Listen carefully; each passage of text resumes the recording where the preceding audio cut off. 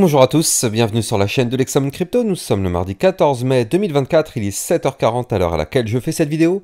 On va faire un point bien sûr sur la situation du Bitcoin, on va regarder quelques cryptos intéressantes et on va regarder aussi 2-3 news du côté du calendrier macroéconomique. Si ce contenu vous intéresse, installez-vous confortablement et on démarre. On démarre avec un Bitcoin qui est en train de faire quelque chose de très propre du côté de son graphique. Bien sûr, je rappelle avant toute chose que tout ce que je vais dire dans cette vidéo n'est en aucun cas un conseil financier, c'est à vous de faire vos propres recherches. Et n'oubliez pas que le trading de crypto-monnaie comporte des risques de perte partielle ou majeure. Allez, en vue jour, on voit que notre Bitcoin, hier, a réussi à breaker cette fameuse ligne de tendance baissière. Vous le voyez ici, le trait bleu qui est là, il a réussi à être breaké. Alors ça, c'est déjà une première bonne nouvelle. Et qu'est-ce qu'on voit tout de suite après? Eh bien, on voit que, ok, on a eu la cassure de la ligne, directement, on revient faire le pullback de la cassure de cette ligne. Donc là, pour l'instant, le pullback est plutôt propre, on est plutôt en train de valider. Bon, après, la journée ne fait que commencer, hein, il est à peine 7h du matin, donc vous l'avez compris, il reste encore beaucoup de temps. Mais pour l'instant, en tout cas, le pullback a l'air de se valider.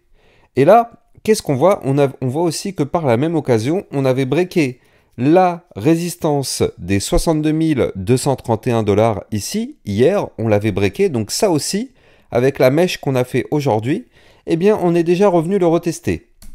Ça veut dire que pour l'instant, ces niveaux clés de support, pour l'instant, ont l'air de tenir. Et tant mieux.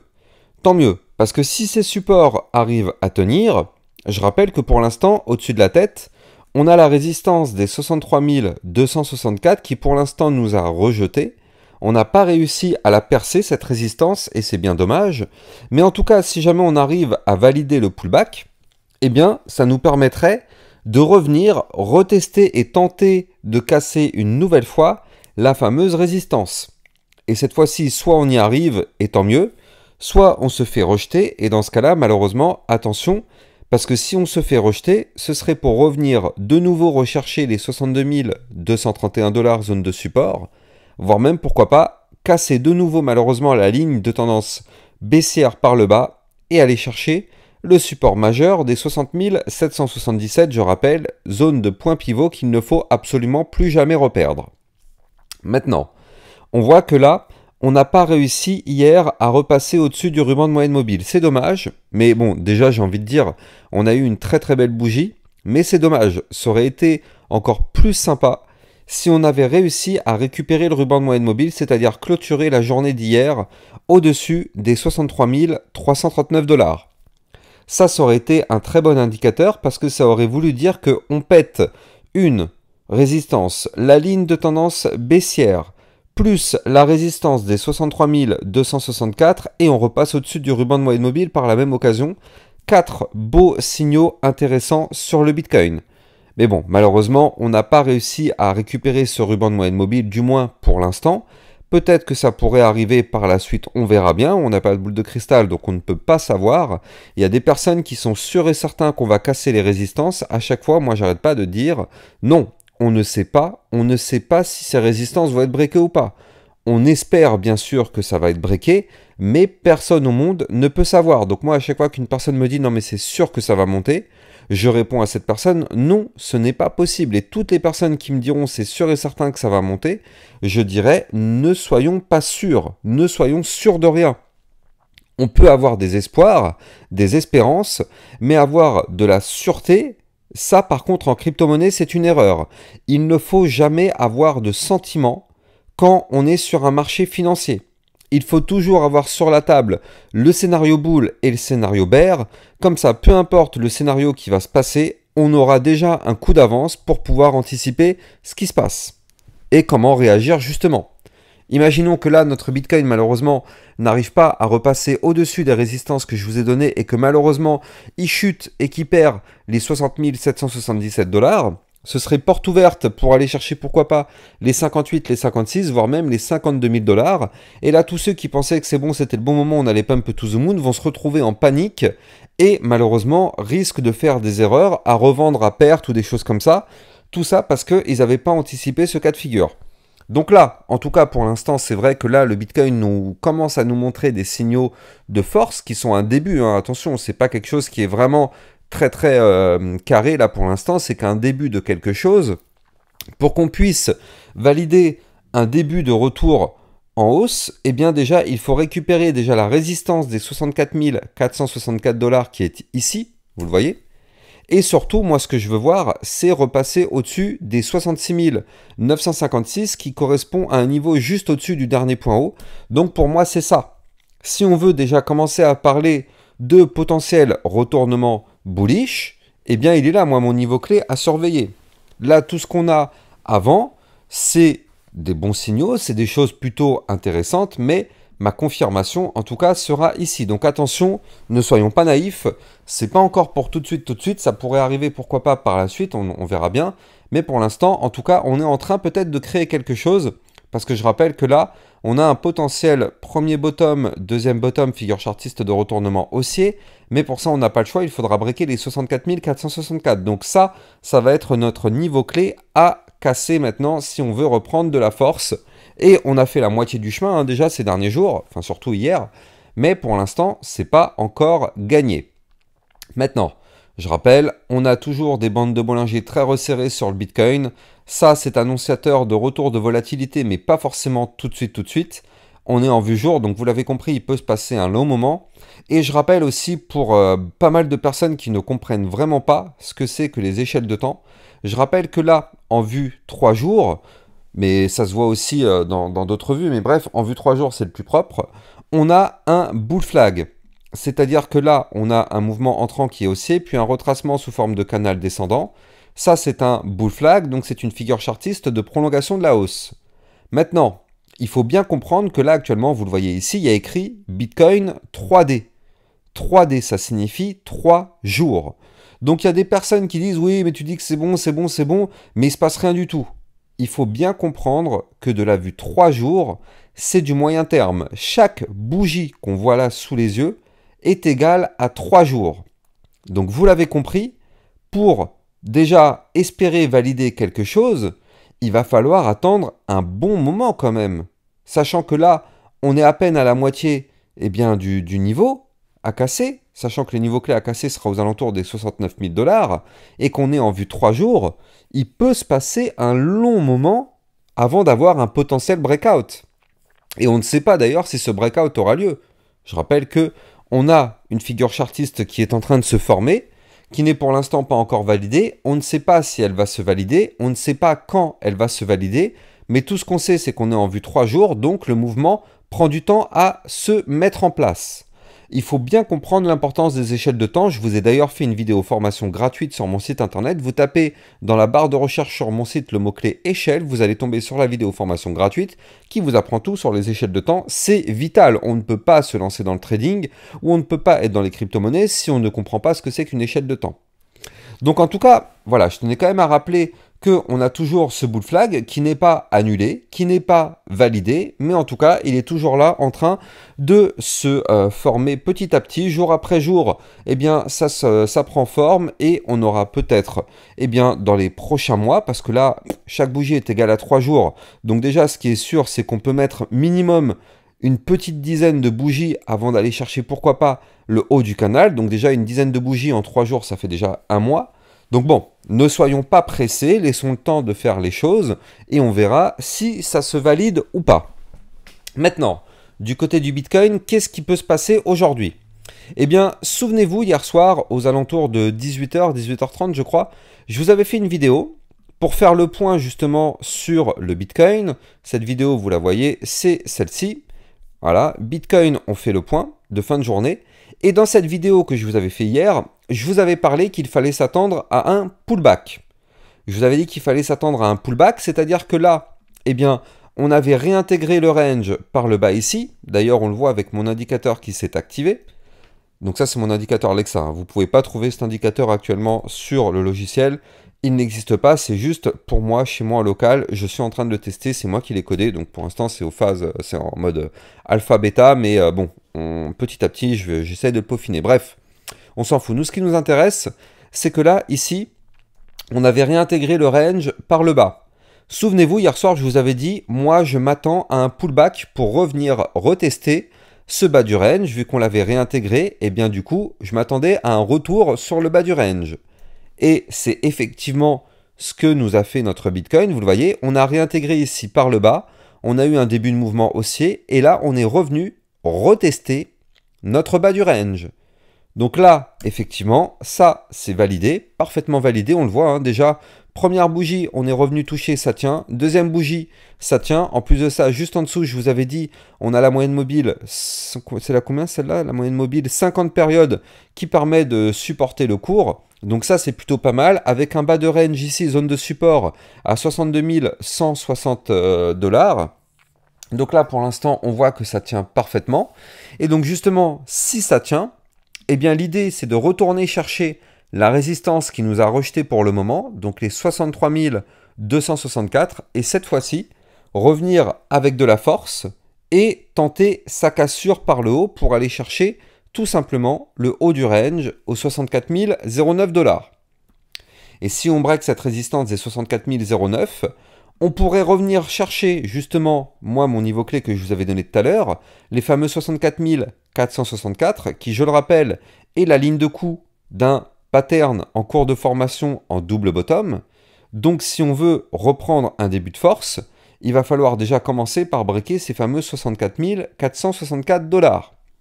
Donc là, le scénario est en train de se mettre en place, doucement mais sûrement, mais en tout cas, ça devient très intéressant. Et surtout que là, on approche doucement mais sûrement des informations qui vont tomber du côté du calendrier macroéconomique. Et notamment aujourd'hui, à 16 h, on va avoir le discours de Powell. Donc on ne sait pas trop ce qu'il va nous dire, mais en général, c'est par rapport à l'inflation. Donc ça va être très intéressant à surveiller. Aujourd'hui, à 16 h, il risque d'y avoir un petit peu de volatilité selon ce que notre ami Jérôme Powell va dire. Et surtout, demain, gros indices qui vont tomber, de gros indices, regardez ça. Le 15 mai 2024, ça va commencer à 14 h 30, l'IPC Core, vente au détail principale, l'IPC annuel, l'IPC mensuel, la vente au détail et le stock de pétrole brut. Entre 14 h 30 et 16 h 30 demain, ça va être vraiment incroyable et ça va continuer jusqu'à la fin de la semaine. Donc bon, je reviendrai dessus bien sûr demain matin, mais en tout cas voilà, il faut se préparer à ça. Et donc là, on a un Bitcoin qui petit à petit est en train de former une petite configuration plutôt sympa, avec ce pullback qui pour l'instant a l'air de se valider, et qui pourrait, si on valide et qu'on casse le dernier point haut, donc notamment nous, notre résistance des 63 264, ça pourrait nous entraîner effectivement un petit peu plus haut du côté du Bitcoin, et pourquoi pas, commencer à espérer d'avoir une petite remontada pour justement revenir retester les fameux 66 956 $. Donc là, il va falloir surveiller ça de très très près. Pour l'instant, je rappelle que nous sommes bloqués. On n'arrive pas depuis maintenant ici, là, depuis le 7 mai. Donc ça fait déjà une semaine. On n'arrive pas à regagner la résistance des 63 264. Pour l'instant, c'est la résistance qui nous fait mal. Elle nous bloque. Surtout que juste au-dessus de la tête, c'est-à-dire que si jamais on arrive à breaker les 63 264, eh bien juste au-dessus, on a la moyenne mobile 200 périodes. Donc là, c'est pour ça que elle est à combien elle est? Elle est juste au-dessus vraiment à 63 284. Donc vraiment, ça se joue dans un mouchoir de poche. Double grosse zone de résistance. C'est pour ça qu'actuellement, on se fait rejeter. Mais si on arrive à breaker tout ça, ça pourrait être effectivement très intéressant pour notre Bitcoin dans les prochains jours. En tout cas, pour l'instant, ça se met en place, ça prend du temps, c'est vrai, mais bon, de toute façon, c'est ce qui fait le charme du marché, hein. Je rappelle que quand on est sur un marché financier, c'est parce qu'on espère se faire de l'argent, mais on le sait, l'argent magique et les gains rapides, ça n'existe pas, sauf si on prend des risques énormes. Mais du moins, quand on prend peu de risques, il ne faut pas s'attendre non plus à avoir des gains rapides. Et des gros gains non plus. Donc bref, si nous, on est en train de faire du hold, eh bien, il faut bien sûr accepter les règles du jeu, que le marché prend du temps, le marché consolide, le marché respire, et donc tout ça, ça fait partie du game, et donc nous, on doit respecter ça. Comme je le dis très souvent, respectons les marchés financiers. Il y a encore trop de personnes qui pensent devenir riches en 2 jours, pouvoir s'acheter la villa pour la mama. Non, il faut arrêter, ne soyons pas naïfs. Ne soyons pas naïfs. Je sais qu'il y a des youtubeurs qui promettent monts et merveilles, mais ça, il faut bien se dire que ce sont des youtubeurs qui sont là pour faire du buzz. Il ne faut pas être naïf. Quand vous êtes en crypto-monnaie, soyons respectueux et surtout soyons consciencieux. C'est un marché très difficile, il y a des règles et moi j'essaye au travers de mes vidéos de vous apprendre les règles et de ne pas vous faire avoir. Alors, continuons justement. Hier je vous avais fait une analyse technique justement de la crypto Shiba et je vous avais expliqué que c'était une crypto avec un mouvement en préparation. Et effectivement, regardez ça, hein, hier on a eu une très belle journée. Hier sur le Shiba on a eu quand même un plus 10%. On a été rejeté par les résistances que je vous ai données. Malheureusement, on n'a pas réussi à les breaker. Regardez, hein. On a été là chercher ma résistance des 0,024 614. Malheureusement, on a été rejeté dessus. Donc pour l'instant, en tout cas, on n'a pas réussi. L'analyse que j'ai fait hier dessus est toujours en cours, hein. Il n'y a pas d'annulation de cette analyse, du fait que le pattern pour l'instant n'a pas encore été breaké par le haut. Donc pour l'instant, l'analyse d'hier tient encore. Donc si vous êtes intéressé par cette crypto, je vous conseille d'aller regarder ma vidéo d'hier sur le Shiba pour avoir tous les détails du mouvement en cours de préparation. Moi, ce que je vais vous montrer, c'est l'Ethereum. L'Ethereum qui commence à reprendre un petit peu de force. Avant ça, je rappelle que si vous voulez trader toute cette volatilité, vous allez trouver en description de cette vidéo mon lien de parrainage Binance qui vous permet d'obtenir un bonus de 10% à vie sur vos frais de trading. Et Binance étant une plateforme enregistrée PSAN auprès de l'AMF, il n'y a pas de risque de blocage ou de fermeture de cette plateforme vu qu'elle est validée. Le lien est en description de cette vidéo. Donc là, du côté de l'Ethereum, oui, on reprend de la force. C'est très faible, hein, mais ça reprend petit à petit. Là, vous le voyez, on est revenu rechercher la résistance des 2947 $. Pour l'instant, c'est cette résistance qui nous bloque. Elle nous fait mal. On n'arrive pas à la péter. Donc, on va voir si on y arrive dans les prochains jours ou pas. Mais bon, tant qu'on est déjà au-dessus du support des 2921, déjà c'est un premier bon signe. Il faut à tout prix qu'on s'éloigne ici du bas du range. Hein, vous le voyez ici, ce bas de range qui se trouve à 2885 $. Il faut absolument qu'on s'en éloigne parce que plus on est au bord de ce bas de range, plus malheureusement on est au bord du précipice. Donc là, il n'y a pas de choix. Si on veut remonter, il faut breaker les 2947, voire même les 3042 pour commencer à être un peu plus serein. Maintenant, bon, pour l'instant, en tout cas, on voit que là, on forme toujours des points bas de plus en plus bas, des points hauts de plus en plus bas. Donc malheureusement, pour l'instant, sur l'Ethereum, la tendance reste toujours baissière, même si, là, vous le voyez, hein, on a toujours ce canal descendant en blanc, tac, tac, tac, tac, tac, canal descendant. Même si, pour l'instant, la chute a l'air d'être, entre guillemets, stoppée tant qu'on est dans ce range qui est là, mais on forme toujours des points bas de plus en plus bas, des points hauts de plus en plus bas. Donc attention, la configuration est et reste toujours baissière sur l'Ethereum, du moins tant qu'on ne repasse pas dans un premier temps au-dessus des 3042, voire même si possible 3146 $. Le BNB chaud bouillant à surveiller de très très près. On va pas se mentir, il faut vraiment le surveiller. Vraiment, il est juste incroyable. On est pile poil sur des niveaux clés, on est sur des bandes de Bollinger, mais regardez ça. Regardez ces bandes de Bollinger sur le BNB. Là, il est juste méga resserré. Donc ça, on le sait, c'est annonciateur d'un mouvement volatile important. Ça ne veut pas dire que ça va pump, ça ne veut pas dire que ça va être un crash, ça veut juste dire que là, il y a un mouvement volatile important qui est en cours de préparation. Je vais vous donner les niveaux clés justement pour pouvoir anticiper le pump ou le crash, parce que je rappelle qu'on n'a toujours pas de boule de cristal. Donc si jamais malheureusement on perd le support des 572 $, attention, là effectivement on pourrait avoir une chute volatile, pouvant pourquoi pas nous entraîner à 530 $, voire même 505 $. Ce qui nous ferait potentiellement un moins combien? Eh bien un moins 10%, 11%, sur le BNB si jamais on casse le support donné. Maintenant, ça c'est le cas de figure bear. Il faut toujours avoir les deux cas de figure en tête. Maintenant, le cas de figure bullish, ce serait qu'on arrive à breaker dans un premier temps la résistance de la ligne de tendance baissière. Vous le voyez, le trait bleu qui est là. C'est la ligne de tendance baissière. Il faudrait qu'on break les 602 pour aller chercher la résistance des 612. Et regardez ça, le haut des bandes de Bollinger est collé au 612. Donc ma résistance ici va être extrêmement importante à surveiller. 612 $, si on arrive à breaker ça par le haut, ce serait pour avoir potentiellement un mouvement qui pourrait aller chercher ici le haut du range à 635 $. Et si on break ce range par le haut, on pourrait aller chercher la TH à 668 $. Et si on break ce niveau clé, on pourrait former pourquoi pas un nouvel ATH. Donc ça, c'est ce qui pourrait nous attendre sur le BNB dans les prochains jours si on arrive à breaker les résistances données, donc à surveiller de très très près le BNB.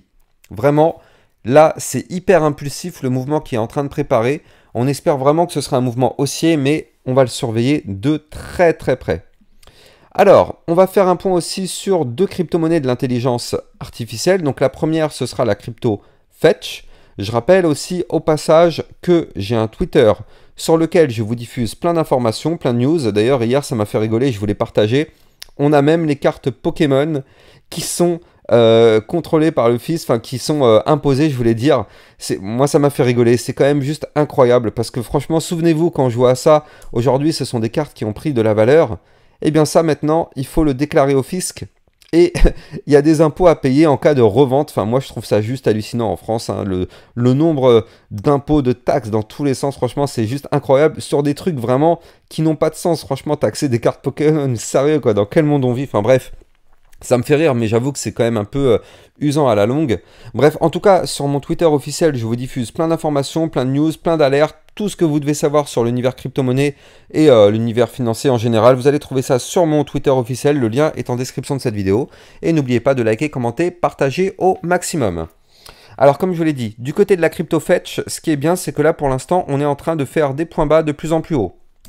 Donc ça, on va pas dire pour l'instant qu'on est dans un début de reprise haussier, mais en tout cas, c'est déjà une première bonne nouvelle. Maintenant, il faut absolument, vraiment absolument repasser au-dessus du ruban de moyenne mobile. Vous le voyez, hein, il est là le ruban. Il faut absolument repasser au-dessus des 2,2294. En faisant ça, on repasserait au-dessus du ruban de moyenne mobile et ça nous permettrait d'aller chercher le dernier point haut, justement, les 2,3822. Si on break ces 2,3822, ça pourrait être une très bonne nouvelle parce que justement, ça nous permettrait d'aller chercher le haut du range qui est une résistance à 2,5233 et ça nous permettrait surtout de breaker les bandes de Bollinger par le haut. Les bandes de Bollinger, là aussi, sont très resserrées du côté de la crypto Fetch, donc ça pourrait être annonciateur d'un mouvement important aussi à venir. Donc à surveiller de très très près. De toute façon, il y a pas mal de crypto-monnaies qui ont à peu près cette configuration avec des bandes de Bollinger ultra resserrées. Donc il va falloir vraiment surveiller ça de très très près parce que toutes ces cryptos-là sont vraiment hyper explosives. Par le haut ou par le bas, peu importe, mais en tout cas, il y a de la forte volatilité qui arrivera sur ce genre de crypto-là. Et on retrouve aussi ce type de configuration sur la crypto XRP par exemple. Là, on le voit, on a trouvé un rebond parfait ici sur le support des 0,4851 en vue jour. On est actuellement dans un tout petit canal ascendant, vous le voyez ici, hein, il est faible, mais il a le mérite d'exister. Et surtout, regardez ces bandes de Bollinger sur le XRP, c'est juste hallucinant. Là, c'est pareil, il y a un mouvement extrêmement volatile en cours de préparation. Attention, actuellement, on est plutôt vers le bas des bandes de Bollinger. Hein, et on est même aussi vers le bas du canal ascendant. Donc attention à ne pas breaker ça par le bas, parce que si on break ça par le bas, ça pourrait être très dangereux. Aujourd'hui, niveau clé à ne surtout pas breaker, les 0,4986. Par contre, si on arrive à breaker le dernier plus haut, qui correspond en plus de ça, par la même occasion, au haut des bandes de Bollinger, les 0,5404, là, ça pourrait être intéressant, pourquoi pas, pour aller chercher les résistances des 0,5578, voire même les 0,5856. Comme je vous l'ai dit, on va regarder une autre crypto-monnaie de l'intelligence artificielle, donc la crypto Océan cette fois-ci. Et on va terminer sur ça. Donc là, du côté de la crypto Océan, on voit que là, c'est pareil, un peu comme le Fetch. Hein, on est sur une petite tendance actuellement en formant des points bas de plus en plus haut. On n'a pas réussi à former pour l'instant un point haut plus haut que les précédents. Attention, on est sous le ruban de moyenne mobile, zone de résistance, donc il faut absolument repasser au-dessus des 0,9561 pour reprendre de la force. Si on arrive à récupérer ces niveaux clés, ça pourrait être intéressant pour aller chercher le dernier point haut à 0,9890. Et si on break ça par le haut, ce serait pour aller chercher la résistance des 1,0406, voire même 1,0857, voire même 1,1402. Attention, en cas de chute du Bitcoin, tout le marché crypto chutera avec lui, vous le savez. C'est le Bitcoin qui dirige le marché. Donc si le Bitcoin se met à cracher, la crypto Océan viendra chercher le support des 0,8224. Et si on break ce support, attention, préparons-nous, risque de chute pour aller chercher les 0,7024, puis 0,6485. Encore une fois, j'espère que vous avez kiffé cette vidéo. N'oubliez pas de venir me suivre sur mon X officiel, vous avez le lien en description de cette vidéo. Et n'oubliez pas de commenter, partager au maximum, mettez des likes au maximum, ça aide grandement au référencement de ma chaîne YouTube. J'ai plus qu'à vous souhaiter une excellente journée. Soyons prudents tout de même, hein, je le rappelle, aujourd'hui 16 h, news du côté du discours de Powell, donc à surveiller de très très près. Passez une excellente journée, ciao ciao.